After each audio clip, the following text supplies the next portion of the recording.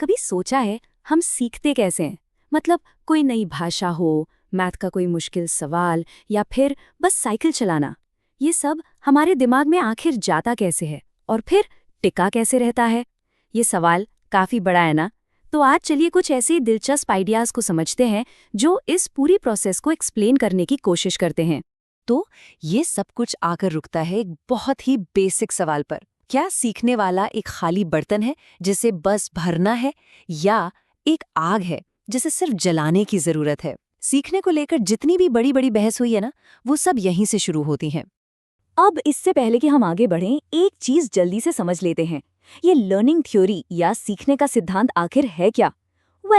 इसे एक तरह का ब्लूप्रिंट समझिए। ये ऐसे आइडियाज का सेट है जो ये समझाने में मदद करता है कि लर्निंग का पूरा प्रोसेस काम कैसे करता है। और हाँ, ये ब्लूप्रिंट्स बहुत काम के होते हैं, चाहे कोई टीचर हो या बस कोई भी जो कुछ नया सीखने की कोशिश कर रहा हो। तो शुरुआत कहाँ से की जाए? चलिए सबसे पहली और शायद सबसे बड़ी बहस से शुरू करते हैं।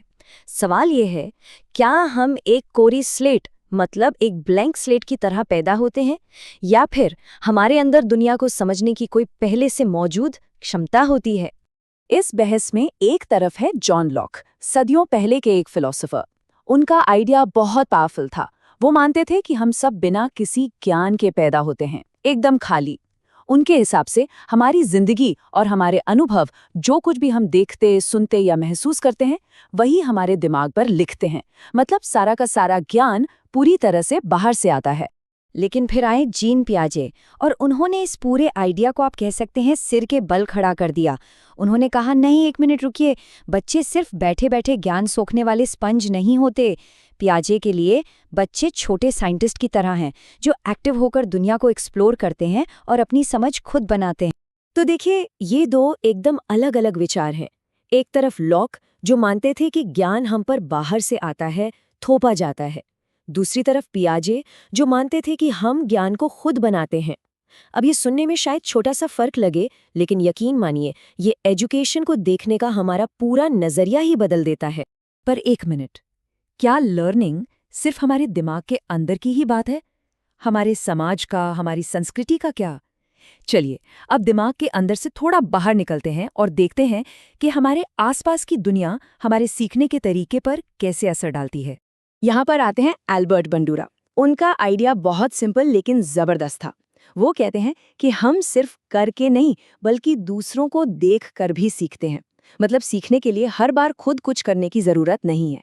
कभी कभी बस किसी और को कुछ करते हुए देखना और ये देखना कि उसका नतीजा क्या निकला, बस इतना ही काफी होता है। ये दिखाता है कि रोल मॉडल्स कितने ज्यादा जरूरी हैं, है? अब लेव वाइगोत्स्की इस आइडिया को एक कदम और आगे ले गए। उन्होंने कहा कि ये सिर्फ दूसरे लोगों को देखने तक सीमित नहीं है, बल्कि हमारी पूरी की पूरी संस्कृति, हमारी भाषा, हमारे रीति रिवाज, हमारी वैल्यूज, ये सब मिलकर हमारे सोचने के तरीके को शेप देती हैं।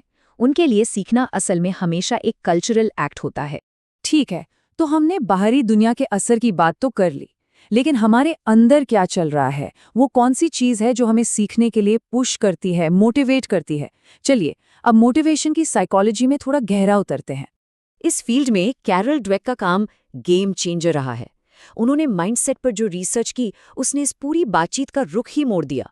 उन्होंने पाया कि हमारा मोटिवेशन बहुत हद तक इस बात पर डिपेंड करता है कि हम अपनी एबिलिटीज के बारे में सोचते क्या हैं।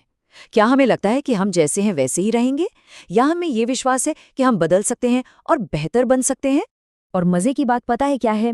ड्वेक की रिसर्च दिखाती है कि ये लगभग 40-40 का स्प्लिट है। करीब 40% लोगों का फिक्स्ड माइंडसेट होता है, मतलब उन्हें लगता है कि उनकी काबिलियत पत्थर की लकीर है। और वहीं दूसरे 40% का ग्रोथ माइंडसेट होता है। वो मानते हैं कि कोशिश करके वो बेहतर बन सकते हैं। और बाकी के जो 20% हैं, वो कहीं बीच में होते हैं। तो इन दोनों में असल फर्क क्या है? देखिए, जिनका माइंडसेट फिक्स्ड होता है, वो लोग चैलेंजेस से बचते हैं। क्यों? क्योंकि उन्हें फेल होने से या कहें कि बेवकूफ़ दिखने से डर लगता है। लेकिन जिनका ग्रोथ माइंडसेट होता है ना, वो चैलेंजेस को गले लगाते हैं। उनके लिए हर चैलेंज बेहतर बनने का एक मौका है। सोचिए, जब कोई नई स्किल सीखते हैं तो कैसा लगता है? बस वही है ग्रोथ माइंड। अच्छा, अब आते हैं जॉन हैटी पर। वो हमें सेल्फ कॉन्सेप्ट, यानी हम खुद को कैसे देखते हैं, इस बारे में सोचने का एक और बड़ा मज़ेदार तरीका देते हैं। वो इसकी तुलना एक रस्सी से करते हैं। सोचिए, एक रस्सी मजबूत क्यों होती है? इसलिए नहीं कि उसमें एक ही धागा है, बल्कि इसलिए कि वो कई सारे धागों को एक साथ बुनकर बनी है। हेती यही कहते हैं, हमारी जो सेल्फ इमेज है वो भी इसी रस्सी की तरह है। इसके अलग अलग धागे हैं, जैसे मैं मैथ में अच्छा हूँ या मैं स्पोर्ट्स में अच्छी हूँ। अगर इनमें से कोई एक भी धागा कमजोर पड़ जाता है तो सीखने वाला एकदम बेबस, हेल्पलेस महसूस कर सकता है। और ये जो हेल्पलेसनेस की फीलिंग है ना, ये उसे सीखने से पूरी तरह दूर कर सकती है। तो अब तक हमने बात की कि हम कैसे सीखते हैं, पर अब एक इससे भी बड़ा सवाल है, हम सीखते क्यों हैं? आखिर एजुकेशन का, शिक्षा का असली मकसद क्या है? ब्राजील के एक बहुत ही इन्फ्लुएंशियल एजुकेटर हुए पाउलो फ्रेरे। उनके लिए एजुकेशन सिर्फ फैक्ट्स रटना नहीं था। उनके लिए एजुकेशन का मतलब था आज़ादी, मुक्ति। वो मानते थे कि शिक्षा का सबसे बड़ा मकसद लोगों को इतनी ताकत देना है कि वो उन सिस्टम्स को समझ सकें और उन्हें चैलेंज कर सकें जो उन्हें दबाते हैं। हेनरी गिरॉक्स इसी आइडिया को और आगे ले जाते हैं। वो कहते हैं कि स्कूलों को सिर्फ इन्फॉर्मेशन की फैक्ट्री नहीं होना चाहिए। स्कूल तो ऐसी जगह होनी चाहिए जहां स्टूडेंट्स सवाल पूछना सीखें, अथॉरिटी को चैलेंज करना सीखें और एक बेहतर, ज्यादा डेमोक्रेटिक दुनिया बनाने में अपना रोल निभाना सीखें। और बेल हुक्स इस बहस के बिल्कुल सेंटर पॉइंट को पकड़ती हैं। वो कहती हैं कि एक तरफ है डेमोक्रेटिक एजुकेशन, जो क्रिटिकल थिंकिंग को, यानी सवाल उठाने की सोच को वैल्यू देती है, और दूसरी तरफ है कैपिटलिज्म का एजुकेशन को देखने का नजरिया, जो सिर्फ इन्फॉर्मेशन इकट्ठा करने को वैल्यू देता है। तो सवाल यही है, क्या एजुकेशन का मकसद हमें सोचने वाला इंसान बनाना है या सिर्फ नौकरी के लिए तैयार करना है? दिमाग को खोलना है या बस उसे जानकारी से भर देना है? और यहीं पर आके हम इस आखिरी और बहुत ही पावरफुल सवाल पर रुकते हैं। अगर स्कूल का मकसद हमें भविष्य के लिए तैयार करना है, तो हमें किस तरह के भविष्य के लिए तैयार होना चाहिए? क्या हम ऐसा भविष्य बना रहे हैं जहां लोग चुपचाप नियमों को माने, या फिर ऐसा जहां लोग एक्टिव होकर अपनी दुनिया को खुद बनाएं? इस सवाल का जवाब ही एजुकेशन के भविष्य को तय करेगा।